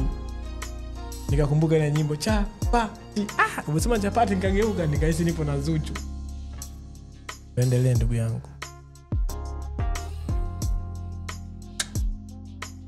Lole, mimi sina muda wa kukumbana na wewe sasa hizi. Imekuwaje tena hilo jina? una kamdomo. Sasa kwa nini? Kwa mdomo ndio unafanya mpaka mdomo wewe ni short. Kama ukiwa mfano umetoka sehemu tofauti. Tunatumia lugha tofauti. Ndio maana sisi watu wa kule kwetu tunatumiaga mikono, hatuna maneno mengi. Yaani kwa mdomo na kutusua tosha. Nani sasa hivi wanatumia mkono. Mungu wangu saidie mimi. Wanatumia mikono. Mungu hawezi kukusaidia wewe. Wanatumia mikono. Wewe Mungu hawezi kukusaidia. Alafu nasingiziwa ukienda ndani unakutana na losheni, sabuni nyingi, wanatumia mikono. Kupasua, si ndio hivyo? Unajua mwenyewe lakini natumia mikono. Wewe unatumia mikono. Sawa, sisi tunatumia mikono, tunatumia midomo. Tunatumia akili sisi. Tunatumia mdomo. Tunatumia akili. Oya, mimi nahisi mimi na huyu jamaa tutamalizana. Lakini kwa leo tuseme kwamba tuishie hapa. Sababu tunakuja, bado tupo. Mimi na huyu chali yangu, huyu damu yangu, bado tunakuja sana. Kwa hiyo hebu kaa mkao wa kula. Nenda pale Instagram, nenda pale YouTube, nenda TikTok, nenda Facebook, popote unapokutana na content yetu. Like, share, comment. Ingia pale YouTube, subscribe. Hakisha kwamba upitwi. Maana ndo kwanza tunaanza yani. Kama ni mpira chali yangu, mpira. Sio dakika. Ndo kwamba sasa hivi ndo tuko vyumba vya nani? Dressing room pale tunajiandaa kuingia uwanjani. Alafu uko nje uwanja umejaza vibaya. Uwanja wenyewe ndo mashabiki wetu sasa. Mimi nahisi kama vile ndo kwanza hata mechi ijaanza.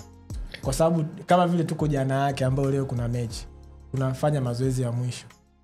Ila cha msingi tunaomba mimi nachokijua kwa wewe jinsi ulivyo, ungekuwa mcheza mpira jana yake ungekuwa uko bao na kunywa. Sasa baada ya kazi, wenyewe nasema baada ya dhiki, baada ya kazi ni faraja. Unataka ujifariji. Hakuna namna. Hiyo ni baada au ni kabla? Baada ya mazoezi. Kwa sababu ningefanya mazoezi, afu muda ambao unaosema wewe ndio nilikuwa sehemu nyingine. Hamna kitu hapa. Ushaongopa, alafu mimi nakusikiliza tu. Mimi ninakosea wapi? Unakosea kwa sababu lugha unayojua ni aina moja. Nakosea kwa sababu mimi ni mzee mwenye hekima. Wisdom. Hekima na hizo nyusi. Yangu. Kwani usijifunze kabla unajua koja kwa kitu. Tatizo lako unaropoka. Kamdomo. Fikiria then ongea. Usiropoke afu unakuja unafikiria. Fikiria then ongea. Usirapoke kamdomo kamdogo. Kama kakuku kamtetea. Jamani, wale ndugu zake ambao alikuwa anazungumzia kuhusu chapati aka Zuchu. Hivyo vitu mmemletea athari ndugu yangu. Anachokifikiria ni kitu kimoja tu. Anafikiria lugha ambayo ninayotumia ambacho sio kitu sahihi. Kwa mantikio tumwacheni aendelee na hii tabia yake. Nyinyi mtajonye mtamfanyaje. Ila mimi hapa nitaendelea tu kumpa dawa.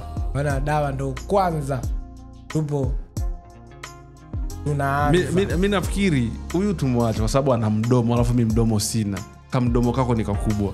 Kwa hiyo tufanye hivi. Kama nilivyoomba, tukutane kila Jumamosi kwenye issue za msingi, content za kutosha, tunakufurahisha, tunakuelimisha, tunakuburudisha. Umekaa baada ya kumaliza mfungo wako mzuri, unakula iftari yako na enjoy na content nzuri ambayo inakupa furaha. Au una chochote kusema chali yangu? Mimi sina, ushamaliza ndugu yangu. Sio hekima. Maana nikiendelea utaendelea kuandika, alafu mimi naweza nikafikiria vitu vingine zaidi ya hapo. Alafu mdomo wako atakupoza. Kiwezi kuniponza kwa sababu mpaka sasa hivi nikikuangalia natamani sasa hivi nisikuendelee kuangalia. Sisi tuna sign out. Au unasemaje? Kama mzee. Wagwan.